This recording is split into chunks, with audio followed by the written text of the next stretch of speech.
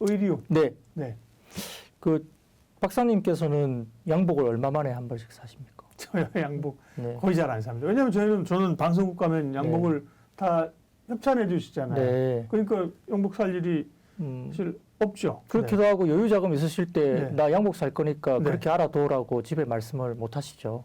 일단 어이 간 크게 어디 그런 얘기를 해요. 예.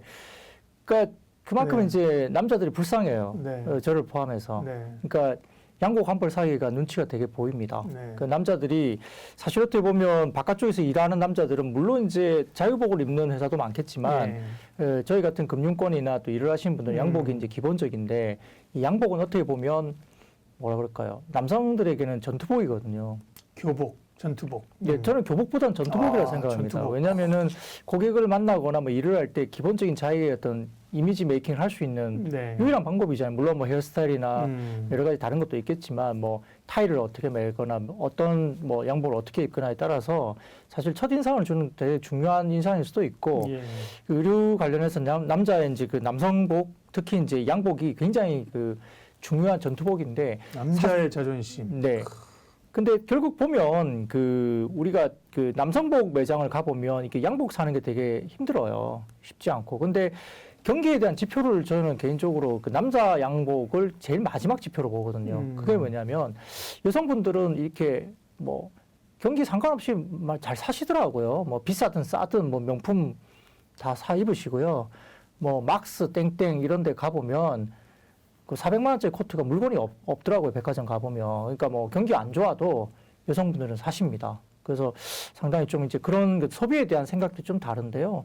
남자들은 이런 부분에서 이제 뭐 양복 한 벌 사러 50만 원, 100만 원짜리 사러 가기가 되게 부담스러워요. 그 한참 보면은 남자들은 대부분 다 아울렛 가죠. 그나마 한 벌 사러 가면. 세일할 때. 네, 세일할 때 아니면 아울렛 가가지고 기웃기웃 하다가 한 벌 정도 사옵니다. 눈치 보면서 이제 넥타이 하나 사도 될까 이러면서 이제 하나 좀 건져오기도 하고 뭐 이런 거거든요. 그러니까 네.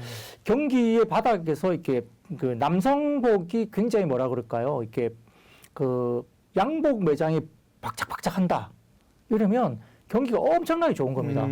사고 다 사서 이제 살 게 없을 때 남자 양복을 산다 보시면 돼요. 네. 그러니까 이제 그런 의류와 관련된 부분들은 결국은 남성복, 양복 매장에서 정말 손님들이 고객들이 바글바글 하면 시장에 돈이 엄청 많고 정말 경기가 좋은 겁니다. 근데 이제 대부분 그렇지는 않거든요. 그래서 전체적으로 본다면은 이제 지금 의류주 관련해서는 저희가 이제 어떻게 볼 것인가를 제가 그냥 약간 재밌게 표현을 한 거를 이제 지금 이제 말씀을 좀 드리는 거고요. 네.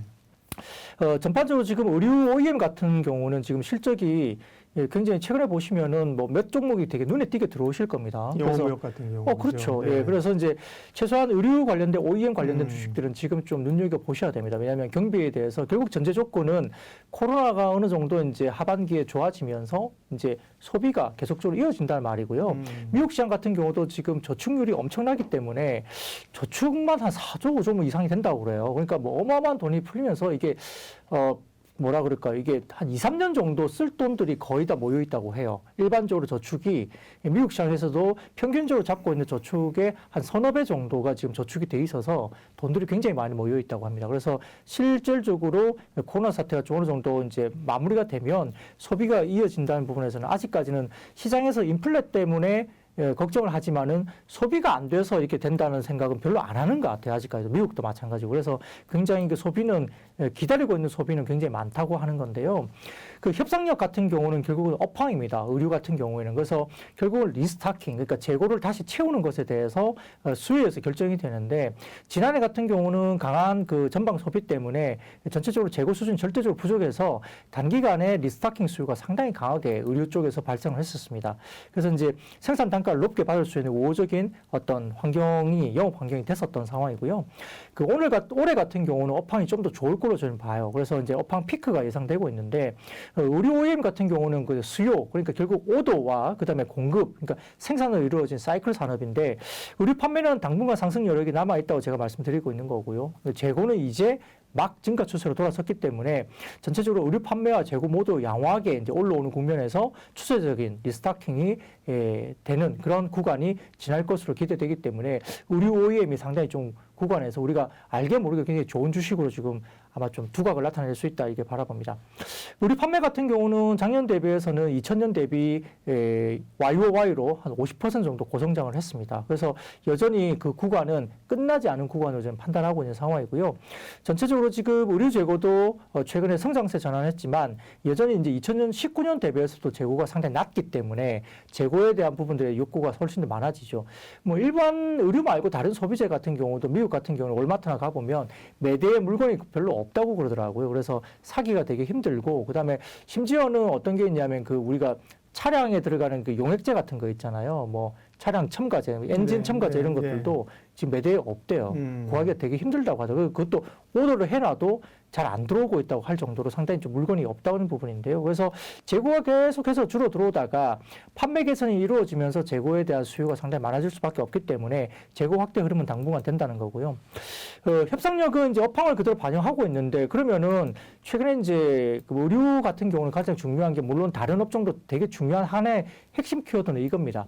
최근에 원자재가 굉장히 오르고 있고요. 의류도 마찬가지입니다. 그래서 이것이 실질적으로 가격에 전가가 되느냐 부분이 상당히 중요한데요. 단가 현상이 되느냐 부분이거든요. 그래서 자연히 이제 단가 부분에 대해서 중요하게 생각될 수 있는데 OEM 쪽의 가격 협상력이 계속적으로 이런 환경들에서 좋아지고 있고 여기에 따라서 원면 가격 상승분을 판가에 순조롭게 지금 전가하고 있는 것이 확연하게 눈에 띄고 있습니다. 따라서 고마진 기조가 계속적으로 이어질 수 있다고 저는 바라보고 있고요.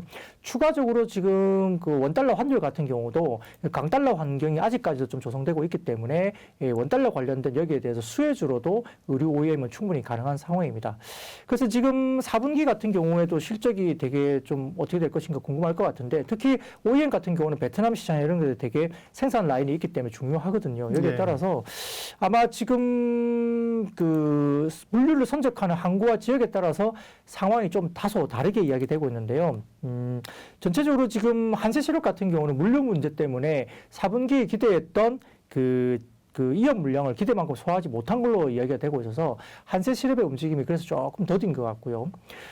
전체적으로 지금 영업무역 같은 경우는 생산과 물류 전반에서 별다른 특이사항이 없기 때문에 4분기 실적이 굉장히 좋을 걸로 봐요. 그래서 영업무역은 4분기 서프라이즈가 나오고 올해 1분기 들어서 상당히 좋다라고 제가 평가하고 있기 때문에 차트를 보시면 영업무역이 상당히 좀 견조하게 주가가 움직이고 있다 말씀드리고 싶고요.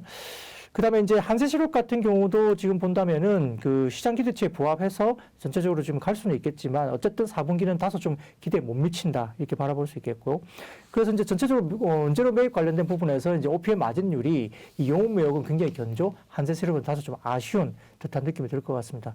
다만 이제 조금 다른 이야기를 보자면은 이제 영업무역도 좋지만 아까 초도에 잠깐 말씀하셨던 것 같아요. JS 코퍼레이션 네. 여기 나오거든요. 이게 이 회사 같은 경우도 그 핸드백 만드는 OEM 회사입니다. 그런데 이제 이게 마이클 코르스라든지 그 다음에 갭이라는 부분도 만들고 있고 여러 가지 이제 중요한 그 글로벌 브랜드의 이제 핸드백을 ODM 했었는데요. 최근에 2020년도 8월인가요? 그때 회사 하나를 인수하면서 의류 쪽도 이제 진출을 했습니다. 네. 그래서 핸드백 앤드 의류를 하는데 아직까지는 핸드백 비중이 높지만 아무래도 지금 연체적인 부분에서는 그 물류 비용 부담을 또 오더를 하는 생산 오더를 만드는 글로벌 회사들이 또 그에 대한 물류 비용을 충분히 전가해 주면서 가격을 받고 있기 때문에 JS 코퍼레이션 같은 경우도 최근에 상당히 좋은 실적이 나올 거다. 그리고 이제 관련된 오더 물량도 상당히 많다고 지금 이야기되고 있어요. 거기 OEM을 주로 하는 거죠? 네네, 맞습니다. 네네. 그래서 JS 코퍼레이션 같은 경우가 최근에 주가가 이제 튀어오르기 시작했고 머리를 딱 강하게 이제 딱 드러내면서 주가 상당히 견조하게 가고 있거든요. 그래서 영업무역과 그다음에 JS 코퍼레이션 정도는 좀 지켜봐도 되지 않을까 말씀을 드리겠습니다.